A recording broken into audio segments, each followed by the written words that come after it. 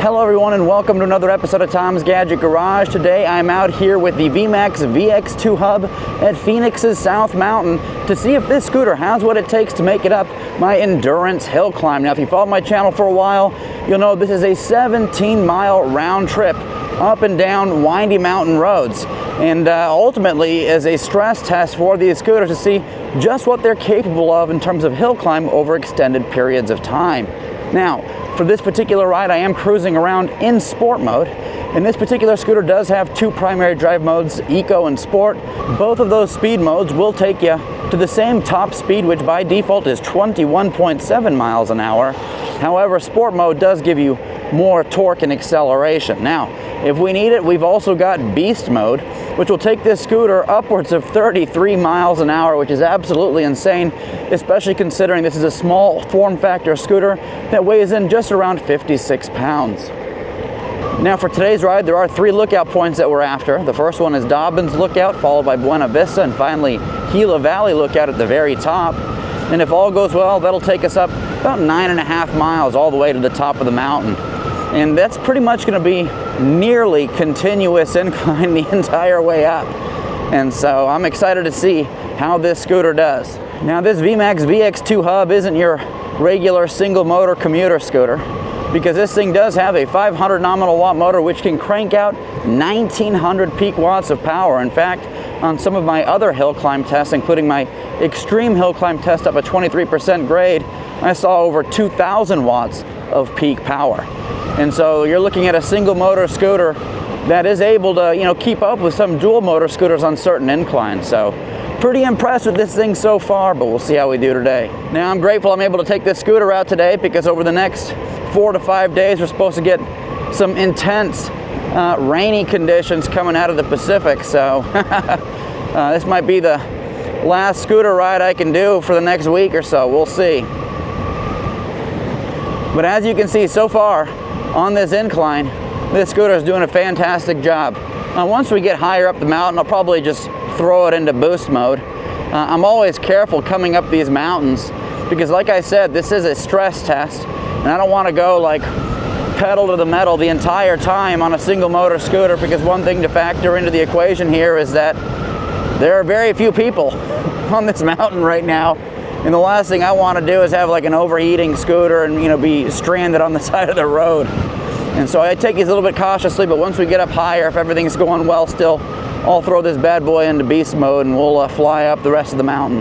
Now, as I was mentioning earlier, this is one of multiple videos that I'm creating in this video series for the VMAX VX2 Hub. So if you're interested in the range test or the extreme hill climb test or any of that, I will include links to that in the description below. And once I rack up several hundred miles on this scooter, only then will I come out with my comprehensive end-to-end review. But in the meantime, you can keep up with the progress through the video series that I have posted on the channel.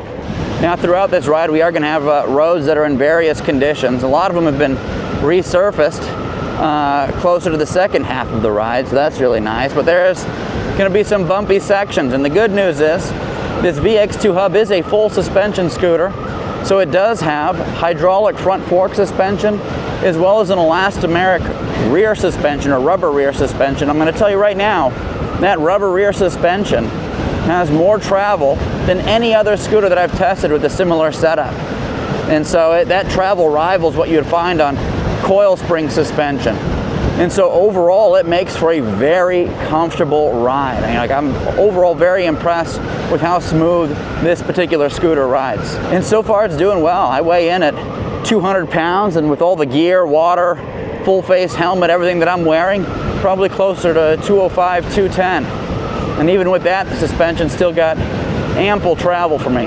One thing that I'm going to be paying particularly close attention to is how much battery we've got remaining. That's always a concern, is running out of juice on the way up the mountain. I've run into some close calls testing other scooters in the past, but this here is the long-range variant, so I don't think I'm too concerned about how much battery we're going to have remaining, because it does have an 18.2 amp hour battery coming out of this 48 volt system, so plenty of battery capacity. In fact, if you haven't checked out that range test, I highly suggest you do, because this is actually the best performing single motor sub 60 pound scooter I've ever tested. And so that large battery goes a long way. Now they do make a smaller battery variant, which is gonna save you, I think, a couple $100, as well as some additional weight. And so, you know, for shorter commutes or your typical, I would say, average commutes, that's gonna be the perfect setup. But if you do wanna go on some longer adventures, this 18.2 amp hour battery is gonna get you there. Beautiful views out there to the left. We'll have really good views of the whole Phoenix Metro once we get to our first lookout point, Dobbins Lookout, and that's about 5.8 miles from our starting point. So about 1.5 miles from where we're at right now. This VMAX VX2 Hub is actually the third VMAX scooter that I've tested on this channel. I've also tested the original VMAX VX4 with the 1600 watts of peak power, as well as the VMAX VX2 Extreme GT, which also has 1600 watts of peak power.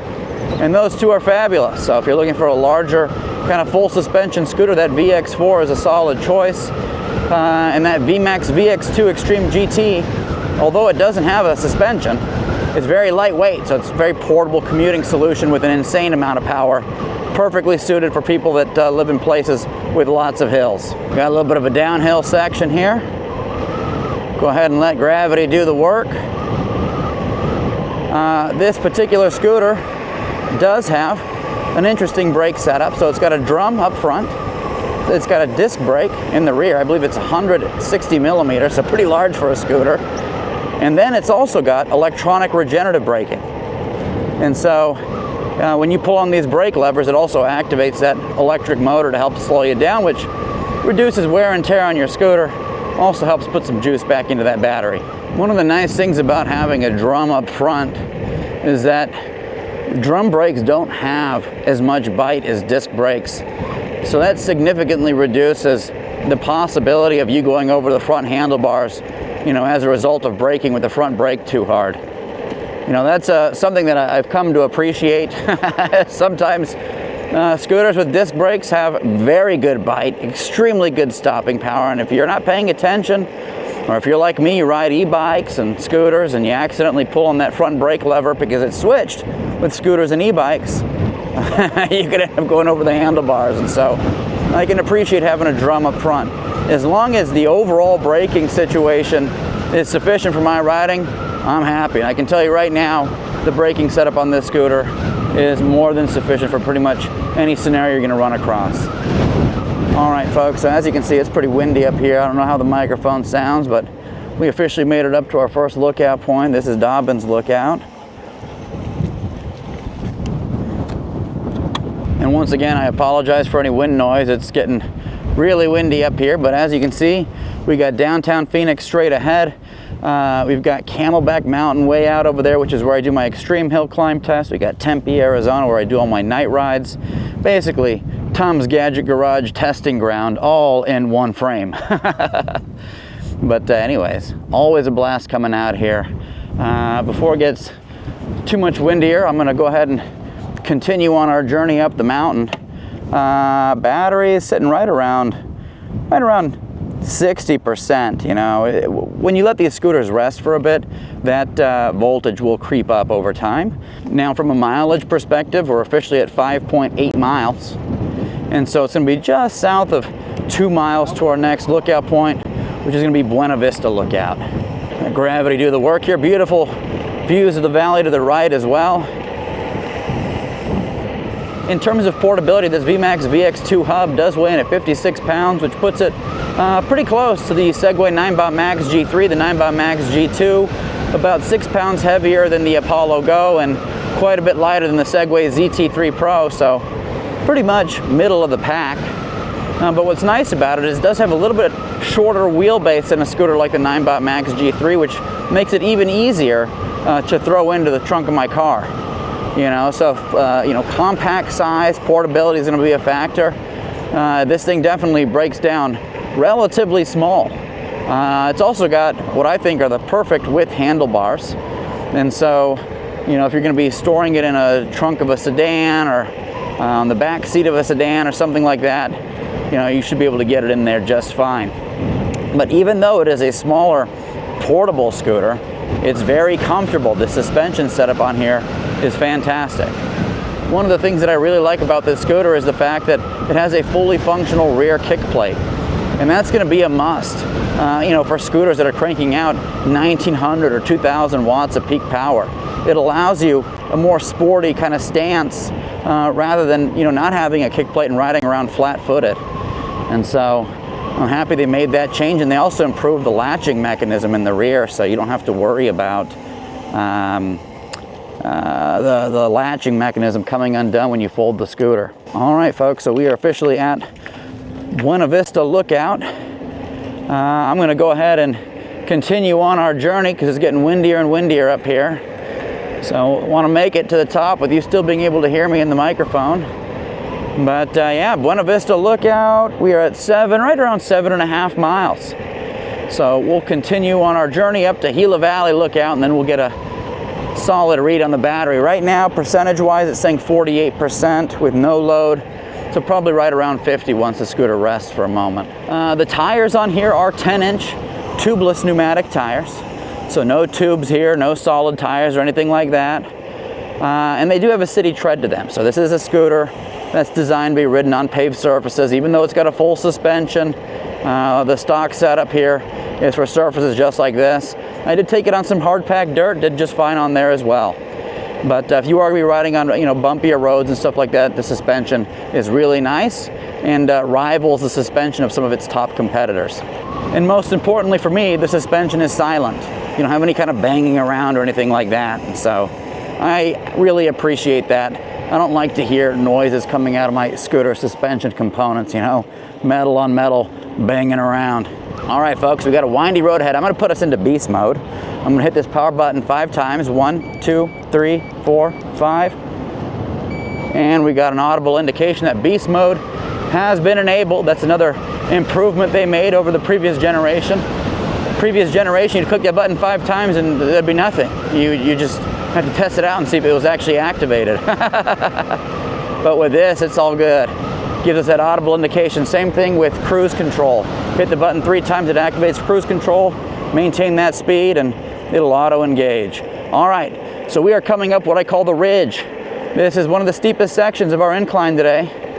And so far, we're doing good. A lot of my single motor commuter scooters, typically $1,000 or less, struggle in this section. Some of them slowing down to speeds as low as 4 miles an hour. And so as you can see right now, this VX2 Hub, I mean, what was it, probably around 20 miles an hour coming up here. 19, 20 miles an hour. No problem at all in beast mode. And we are up and over the ridge, folks. A little downhill stretch here, and then windy roads right up to Gila Valley Lookout. There's the antennas straight ahead.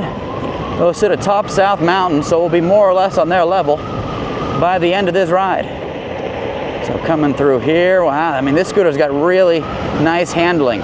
So one thing to call out is that the front axle is offset from the center line of the stem and front fork, which is going to give you kind of that caster effect, which is going to improve stability. And so if you haven't caught it, I did do a top speed and acceleration test, which was impressive in and of itself. And this scooter rides straight as an arrow, no wobbles or any kinds of signs of instability, which is huge. That's probably the reason why there are other single motor commuter scooters that cap their speed at, you know, 20, 25 miles an hour.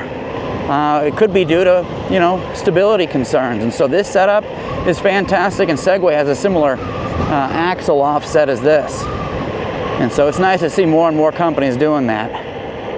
This is the area where the 9-bot Max G2 just wouldn't have enough power to make it through the steepest sections.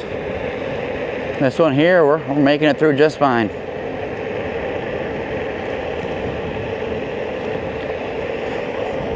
And you know, I don't know if I mentioned it or not, but in my extreme hill climb test for this sub 60 pound, really sub 65 pound category, this is the best performing scooter I've tested to date. I guess it's a hill climbing beast, which is not usually a word that I use to describe single motor commuter scooters on their hill climb ability. South Mountain Preserve, Gila Valley Lookout, folks, we made it on the VMAX VX2 Hub. All right, folks, 9.3 miles up this mountain, And here we are, there's those antennas I was talking about. And out there, once again, beautiful view of the valley. There's that road that we just came up, snaking up the mountain. And this single motor scooter brought us all the way here. Really crazy, the kind of performance we're starting to see out of these scooters nowadays. There's the VMAX VX2 Hub sitting there with its beefy rear suspension.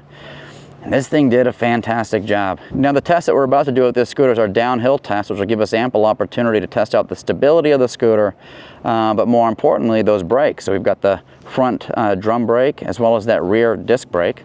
And so, yeah, we'll go ahead and test this out, see how it does. All right, folks, 48% battery remaining. We're at 9.3 miles or so, and we will start making our way back down.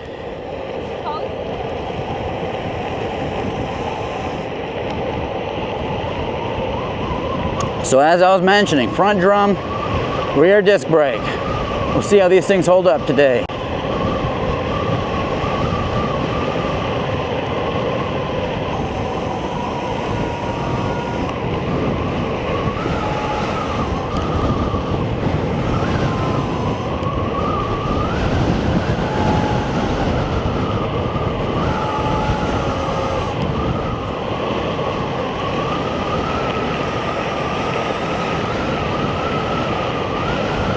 So far, these brakes are doing a fantastic job.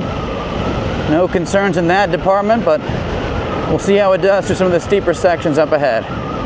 Nice little windy stretch of road right ahead of us. We're still in beast mode. I will drop us into sport mode here in a moment. We can test out the behavior of the scooter once you bump up against its speed limit. Sometimes scooters will automatically apply the brakes, sometimes they'll let you freewheel. Coming right back up and over the ridge. Even though we're in the bottom half of the battery, we still got plenty of power to make it up that. And this will be a good opportunity to put us out of beast mode. 1, 2, 3, 4, 5. Audible indication it's been disabled. And it looks like it's allowing us to freewheel down the mountain, so not trying to slow us down at all. If I do hit the throttle though, you do feel that electronic brake kick in. And that is only when you're going above and beyond that set speed limit. You can feel some motor resistance there slowing you down. So the road we're riding on right now has got some nice big cracks in it, and this suspension here is doing a really good job eating all this up. I think we got some bumpier sections ahead. But so far, super impressive suspension on this scooter. Nice and smooth, nothing jarring. You know, I think this is gonna rival some of the coil spring suspension scooters that I've brought up here. Because this is comfortable, even going over these cracks.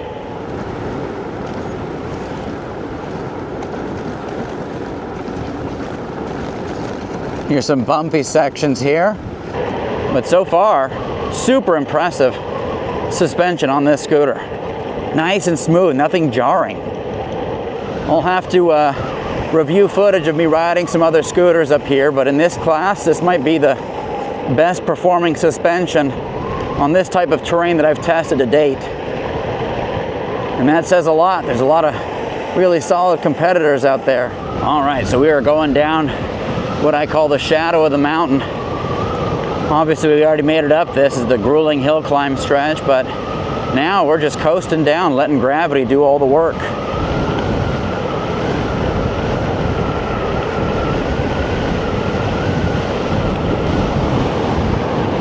Cruising around about 26, 27 miles an hour. Slow down for this turn.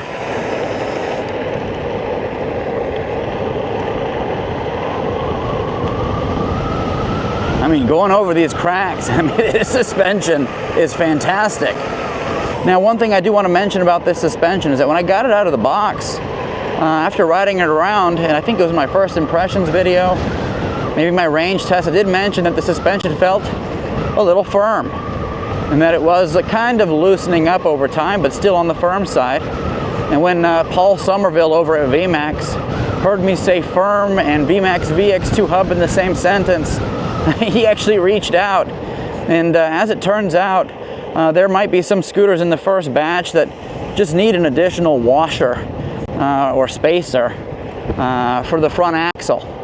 And so I did post a short form video on that, but I'll show you kind of a little screenshot here. You just get a 1 millimeter thick washer. The one I use has a 11 millimeter eye, and I just stuck it in there, and my goodness, did that make all the difference in the world with the suspension. Now it's just super plush. So I'm glad the folks out at VMAX watch these videos as well, because that made all the difference in the world. I wouldn't even have thought about that 1 millimeter spacer.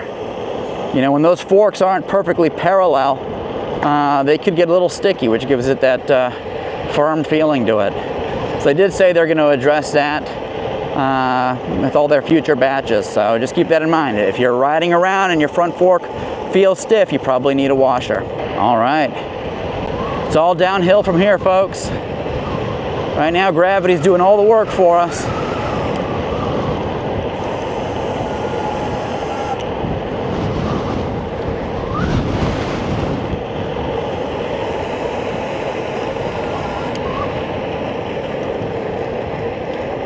Another nice little look out here, the valley straight ahead. And so far, this scooter's got really good handling. I'm impressed. No wobbles or anything like that. You know, it does feel like I'm riding a larger scooter. And coming into turns like this kick plate is a huge win.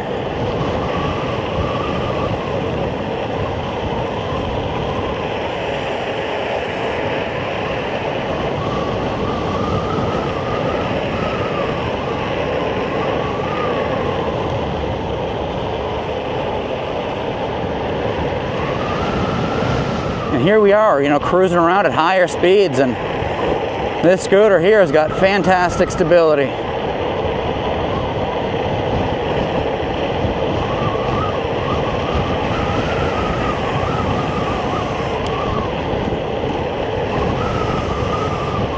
I'm going to go ahead and pull over to the side for a moment and show you South Mountain, show you what we just did with this scooter. So we just climbed up that mountain over there, folks. With this scooter, with this single motor scooter. Absolutely fantastic performance. We're not done yet. Right at the end, I'll download the data, give you an idea of our elevation gain, top speed, average speed, all that fun stuff. But anyways, 2025, single motor scooter is able to take you up. Pretty intense stuff. All right, I'm gonna go ahead and hop back on here. We've got a couple more miles to the end, and once we get there, I'll let you know how we did.